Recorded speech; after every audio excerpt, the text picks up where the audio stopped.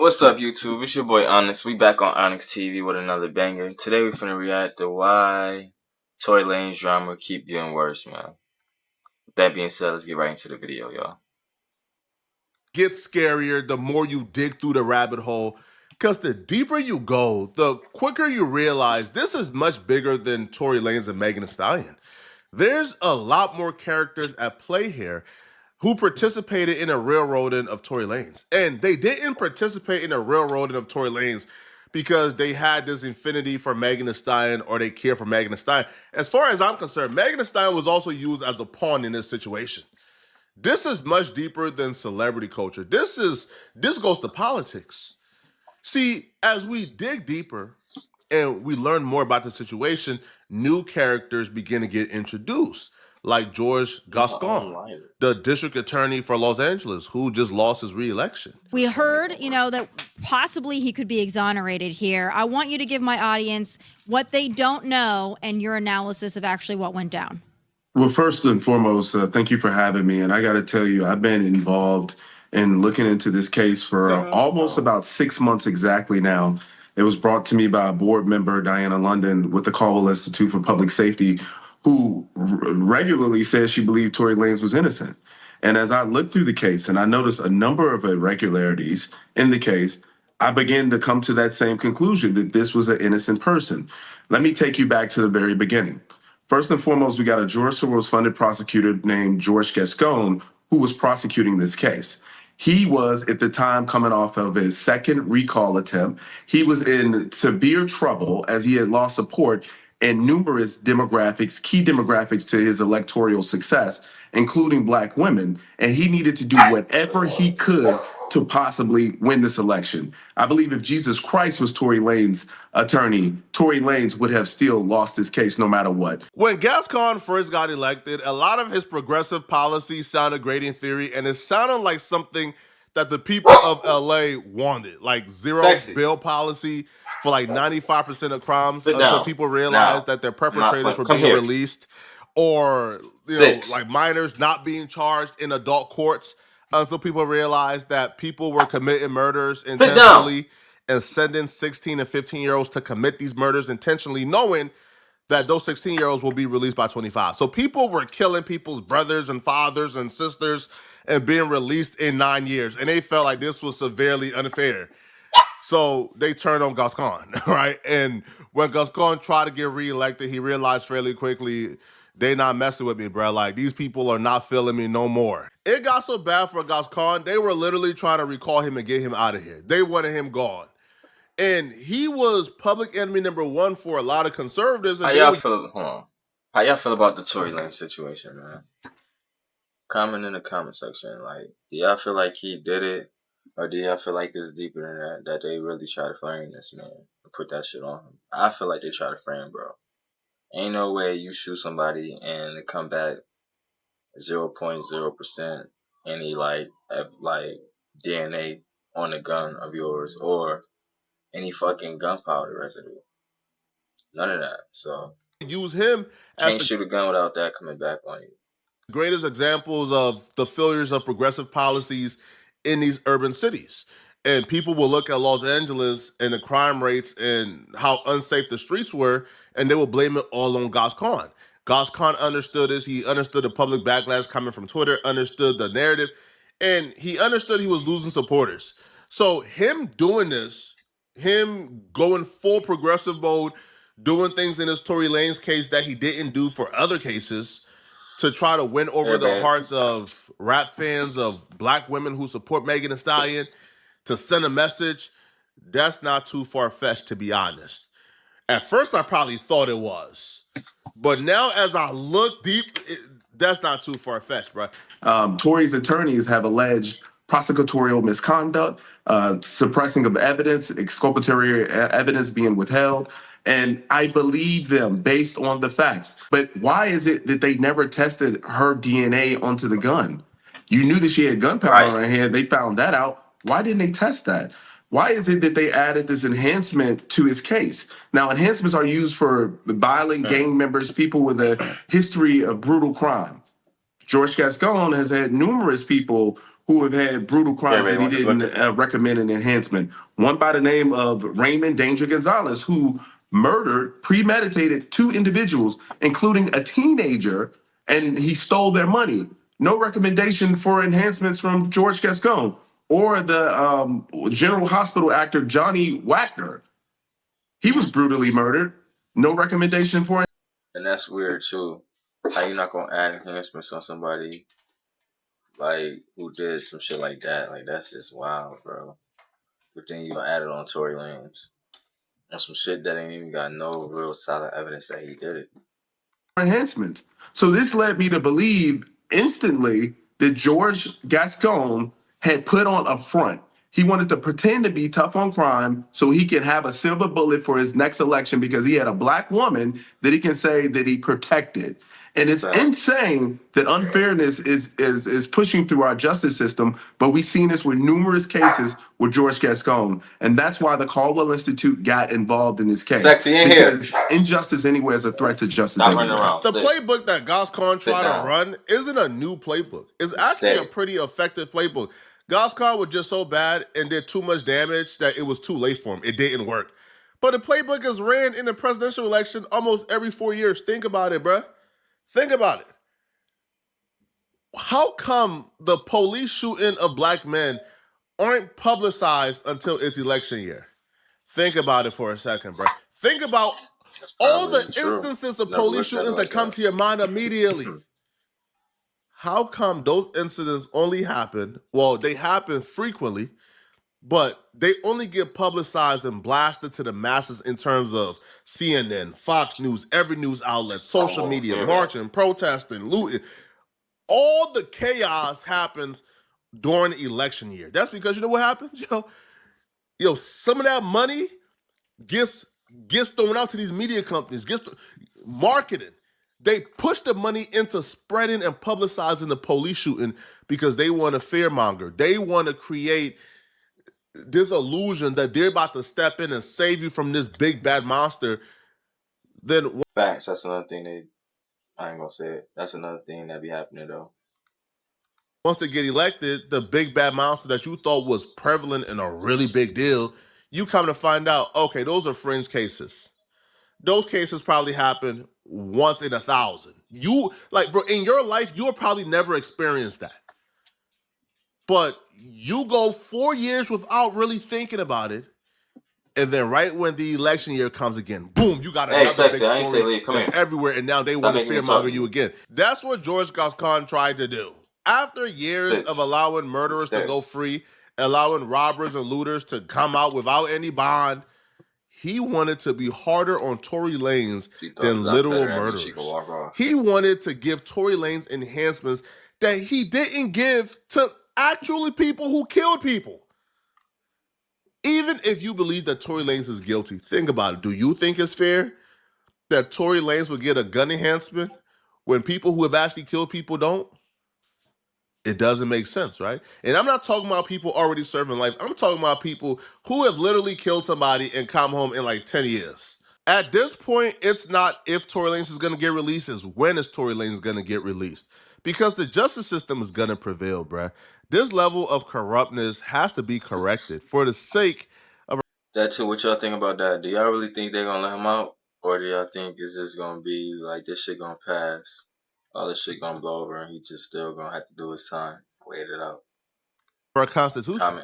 Now, Tory Lanez's father and Congresswoman Anna Paulina Luna, who is also really close friends with Trump, has been campaigning on behalf of Tory Lanez. And you know this situation is bad. You know it's really corrupt.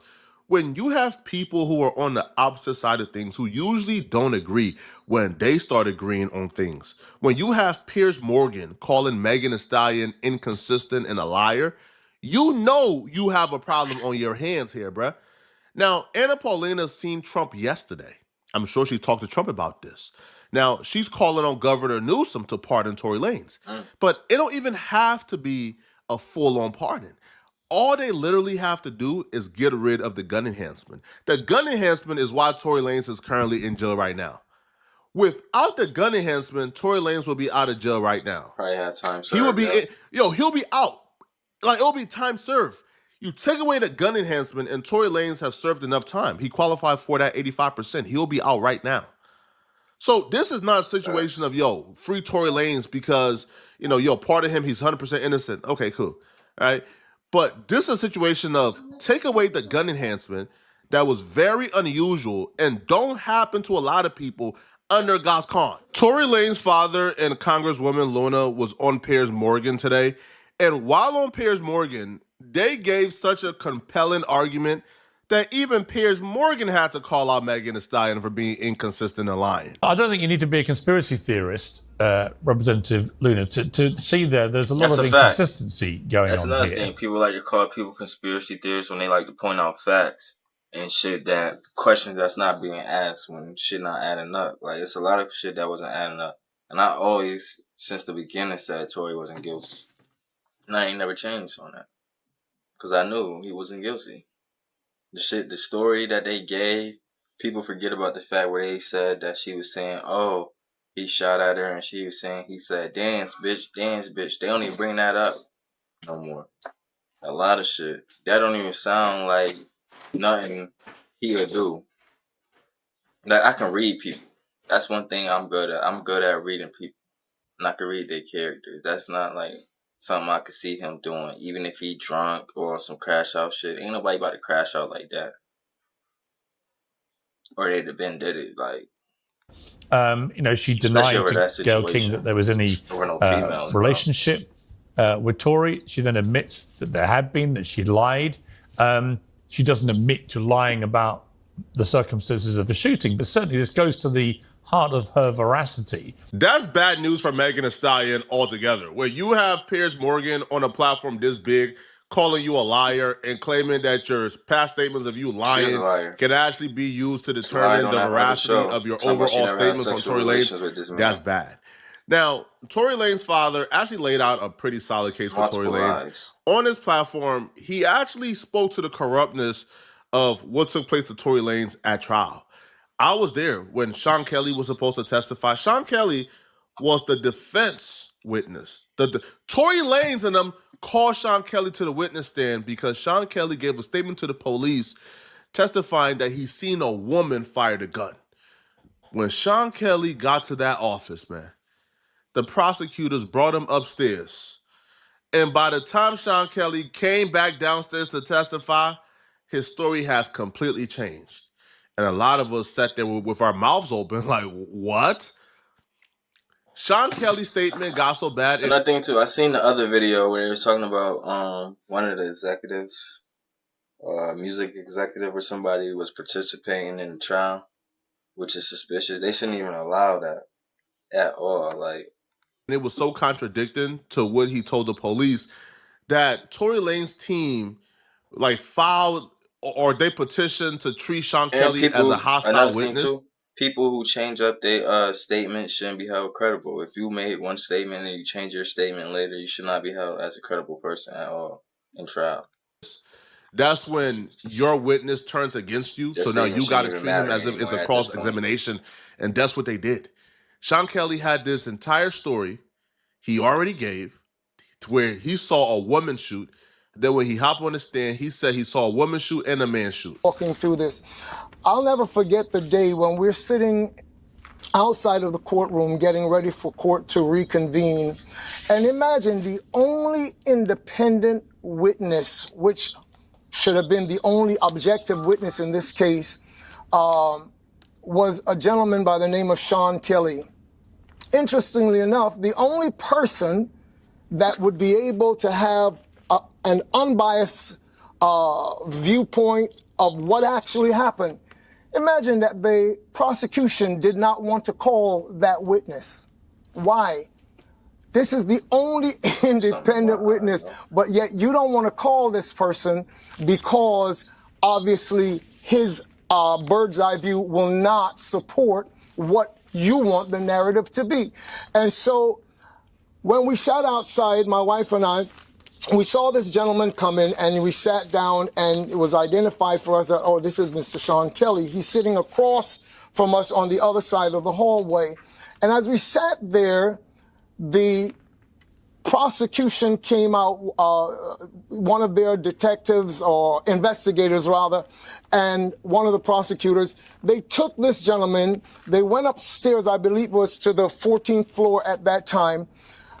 By the time this man came down, the witness they did not want to call, this man came down and his testimony became so embellished with other nonsense that people who saw it just looked at it and said, this is crazy. I was there, and I can speak for the temperature in the room. People were shocked and stunned. It became a battle. It became very hostile very quickly. The defense called a witness, and the witness turned against them after a meeting with the prosecutors minutes before he was called. I'm saying that's crazy, that's foul. And regardless of if you think Tory Lanez is guilty or not, you should look at that and say, that's crazy. He shouldn't have been held credible. How Especially is this if they already had statements from him in the beginning. How? Now, Tory Lanez's father also laid out a case in terms of the DNA, in terms of, the gun fragments that weren't found, and he spelled this out pretty perfectly. Just one last question, because you made me think of this. But if your son was not responsible for Megan Thee Stallion being shot, we do know that indisputably she was shot. Who shot her? First of all, the whole idea of her being shot is a speculation. That's a speculation. It's to this point has not been proven that she was even shot. That in all of this, how can you have a situation where in pretrial, the police, LAPD, says that the bullet fragments they had collected from the hospital just mysteriously vanishes. It goes missing. I would think that evidence is something that is protected in any police department, but they just mysteriously go missing. So there's no bullet fragments to be presented at trial. You have a situation where a gun is shot. You have a situation where there's too many inconsistencies going on. Which is supposed to be your main piece of evidence, does not even show up at court, but some picture of a weapon that resembles this is the type of weapon they say that was used. The weapon does not show up at court. There is absolutely no, we hear this point of 0.1% of his DNA on the gun. Do you know what that actually means when you investigate it? That over 1.5 billion black people on the planet could have been their DNA. This is crazy. I don't think anybody can look at this case regardless of how they feel. Even if they feel like in their heart, man, Tory Lanez, you did it.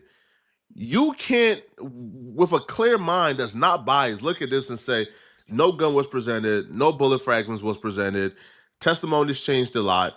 The witness claimed that he seen a woman shoot. Then he claimed he seen Tory shoot after the prosecutors coached him.